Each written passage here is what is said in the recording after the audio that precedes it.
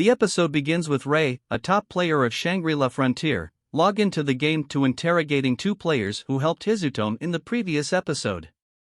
She learns that he is using the name Sunraku in the game, and then Mia prepares to shoot Rei again, but her friend stops her and says she cannot attack someone just because they look scary.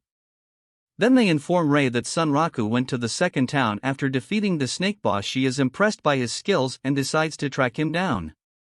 And Rei decides to give them an item just to thank them, and she dashes off quickly using her skill. Mia's fright also reveals that she belongs to a clan that hunts Lycagon, a unique monster that is one of the 7 colossi in the game. Meanwhile, Sunraku is facing Lycagon and is terrified to face him in a fierce battle. He manages to parry and dodge some of the wolf's attacks, then he is thrown back but quickly gets his grip and feels the adrenaline in his body, but he realizes that his weapons are not effective and uses his vorpal choppers and jumps into action. He gets some critical hits which annoy Lycagon. He also notices that Lycagon can teleport and attack him from different angles. He enjoys the challenge and tries to find a way to damage the beast. Then he manages to evade some attacks and blocks one. Lycagon teleports again and starts to run towards Senriku, and he does the same, and they again exchange some blows. But his weapons are low on durability, but he still wants to fight. Using the rocks, he jumps in the air and attacks, gaining critical hits. However, he is eventually overwhelmed and sent flying by a powerful roar. Before he can recover, he loses his legs and is left with only 1 HP. He vows to kill Lycagon someday and dies. He then wakes up and sees that Lycagon has cursed him with scars that prevent him from wearing armor on some parts of his body. The curse also affects his interactions with some NPCs and monsters, as well as his resistance to some magic effects. He can only remove the curse by killing Lycagon or by getting help from a saint, a rare class of players. He gets frustrated and heads back outside and goes into an ally to check his stats. On the bright side, he gains a lot of XP and levels up to 28. He allocates his stat points mostly to luck, hoping that it will help him survive better. He also sees a white vorpal bunny with a suit and a hat, which taunts him, and Senriku follows it, hoping to get a rare item from it. But it is not easy to chase the bunny because he is so agile.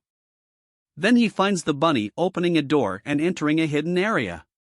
He follows it and discovers a secret town called Rabbitusa, where he meets Amul, an over-friendly NPC who welcomes him and offers him a place to stay.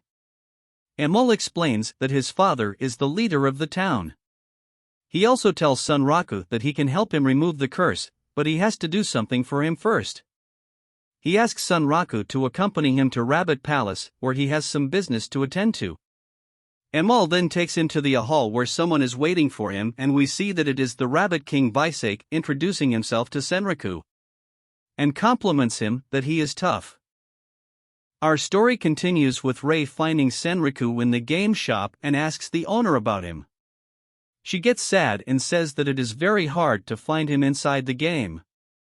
And the owner cheers her up and says that she will find her love, which makes Rei's face red. Scene shifts to Senriku's house where he finding some information about the game's unique scenario, but he gets nothing and decides to continue his game. We see Rabbit King in front of Senriku smoking and asking him about why did he face the Lycagon. Is he an idiot or a brave soul? Before Senriku can say anything, Rabbit King asks him if he wants to get stronger. Then Senriku notices that it has happened only to him and it is a unique scenario. He immediately gets on his knees and tells Rabbit King that he wants to be trained by him to get stronger. Rabbit King gets up and starts walking towards Senriku, which makes him panic, but then situation gets in control and Senriku is praised by the Rabbit King that he has done a great job and he will become even stronger to defeat Lycagon. Then Rabbit King also praised Amul for finding Senriku, which surprises Amul and she gets happy. Then Rabbit King starts leaving, telling both of them to become strong and skillful because it is important than having higher stats. But he stops to put a collar on Senriku, which will decrease his experience gains by half, which Senriku doesn't like. After that we see Senriku think about what will happen in the game.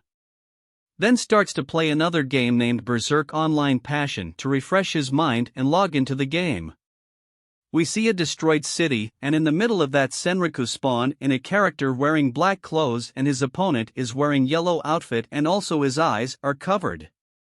Senriku accepts his request and the fight begins, and Senriku's opponent immediately starts hacking, but Senriku is not impressed by that. Then he dodges every attack of that hacker and uses his special skill to attack. They both attack each other rapidly and cancel each other's attack. Players around them start to notice that it is Senriku fighting someone and they gather everyone. During the fight, Senriku punches off one arm of the hacker, but the arm punches back Senriku and makes him fly and fall to the ground. Senriku doesn't believe that he is lost, but gets up saying he had fun, and they both sit and talk about Shangri-La Frontier, and Senriku suggests that he should also start to play that game, and all the players around are listening too. Then he says that he had a great battle with Lycagon and he will become strong to defeat it someday. Senriku's opponent informs him that Pencil Knight, a rival of Senriku, is also playing that game and she is already level 99. Next day, Senriku is back in the game with a mole on his shoulder, and Emol closes the magic gate and asks Senriku where they should go.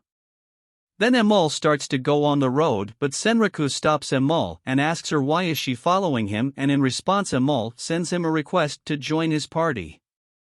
And Senriku checks stats of Emol and finds out he is level 26. He thinks that is it the effect of his marks that NPC are able to join his party. He accepts Emol as his partner and they start to head to next location, but they are stopped by two girls who start to ask him about Emol and how did he got a cute pet like her, and Emol wants to tell them the truth, but Senriku stops her and runs because it's as a secret. Then one of the girls quickly plays a 5000 IQ move and takes a screenshot of them with Senriku's name and upload that image into public chat asking who he is. Then we see both of them stop out of the city and Emol tells Senriku to check another on of his passive ability of scaring monsters away who are weaker than him. Luckily they spot a weak monster running towards Senriku, and upon seeing the market gets scared and runs in different direction. Senriku quickly chases after it in speed, and by using his goblin axe he blocks the monster's path and finishes it with his choppers. And Emol comes after the kill and tells Senriku that he is a skilled player. Senriku thanks Emol and tells her that they should go to defeat the arena boss. After running for a while they come to a muddy place where the boss is. They notice something moving inside the ground and it performs a backflip in front of them, and we see that it is the arena boss, Mud Digger.